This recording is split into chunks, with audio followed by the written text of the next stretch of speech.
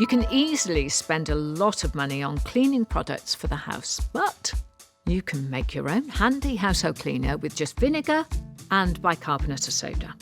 Pour the vinegar into a spray bottle and have the bicarbonate of soda in something that's easy to sprinkle, like this.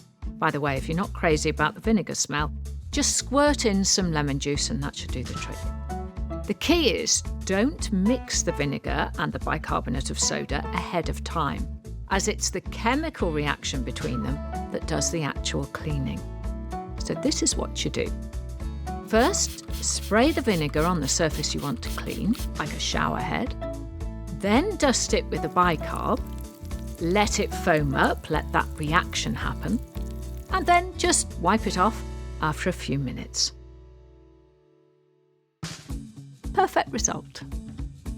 But a bonus tip for mirrors, try just spraying the vinegar on its own and then wipe off with newspaper to give you an extra shine.